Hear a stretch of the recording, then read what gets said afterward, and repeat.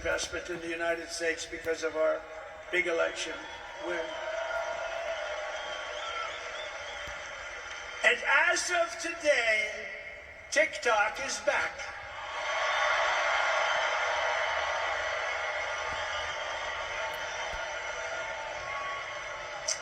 So, you know, I did a little TikTok thing. We have a guy, TikTok Jack. He's a young kid, like 21 years old.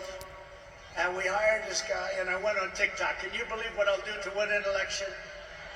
And we went on TikTok, and Republicans have never won the young vote, the youth vote. They win a lot of votes, but they never won the youth vote. We won the youth vote by 36 points. So I like TikTok. I like it. I like it. I had a slightly good experience, wouldn't you say? Romney lost it by 40 points. Not so long ago, we won it by 36 points. That's a very big spread. But I said we need to save TikTok because we're talking about a tremendous... Who in this audience goes with TikTok? And frankly, we have no choice. We have to save it. A lot of jobs. We don't want to give our business to China. We don't want to give our business to other people. And I said, you know, TikTok without my approval, meaning the president's approval, because Congress gave the president the right to make a deal, do whatever he wants. And they did that a long time ago when they had a different president. They didn't know that I was going to be the president, I guess. So I said, very simply, a joint venture. So if TikTok is worth nothing, zero, without an approval, you know, if you don't approve, they're out of business, they're worth nothing. If you do approve, they're worth like $1 trillion. They're worth some crazy number. So I said, I'll approve, but let the United States of America own 50% of TikTok. I'm approving on behalf of the United States. So they'll have a partner, the United States, and they'll have a lot of bidders, and the United States will do what we call a joint venture. And there's no risk. We're not putting up any money. All we're doing is giving them the approval, without which they don't have anything. So, I don't know, it sounds like that works. What do you think? Good? I think so. So whether you like TikTok or not, we're going to make a lot of money. Perhaps most beautiful of all, this week we achieved an epic ceasefire agreement as a first step toward lasting peace in the Middle East. And this agreement could only have happened as a result of our historic victory in November. That was some victory. Was that greatest? I don't even know which was greater, 2016 or this one. I think this one.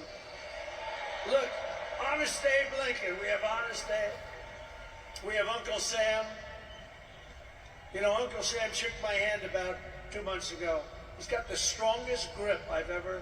You are a strong man. I said, what the hell was that? But I'm glad to report that the first hostages have just been released.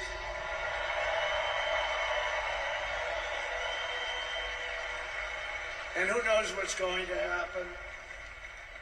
I know that Biden is saying that they made the deal. Well, you know,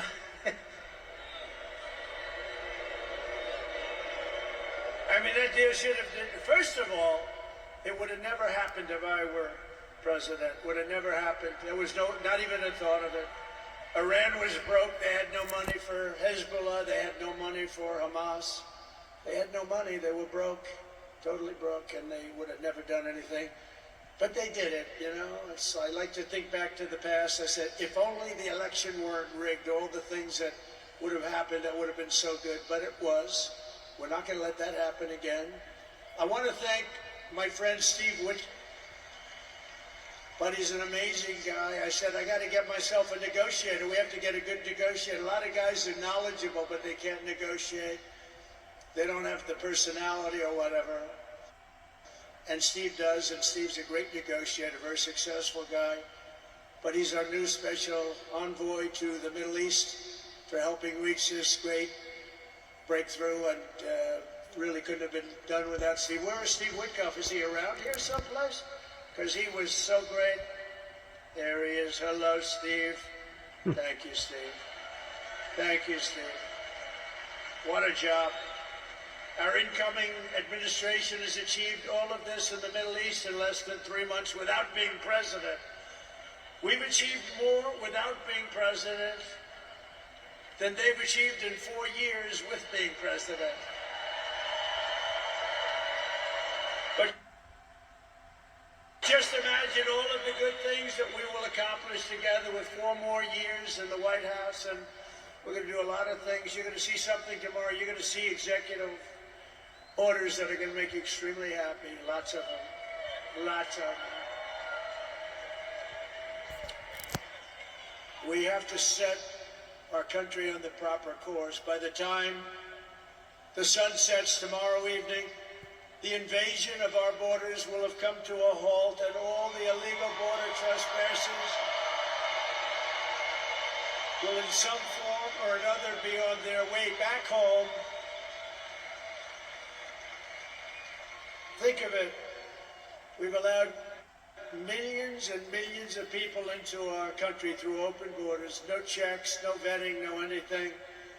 Millions and millions of people. And lots of those people are murderers. 52% of them killed more than one person. Other than that, they're quite fine. They're nice people. These are rough people. Remember, I used to say these people are rough. And they would say, no, these are illegal immigrants. They're very safe. I said, they're not safe. Look at what's happened with Venezuela, where they're sending these gangs in and they're taking over apartment complexes in Colorado. Had the nerve and desire to call the police. He said, you want to call the police? Bah, guess what? You have no fingers. These are rough people, and they're getting the hell out of our country. They're out.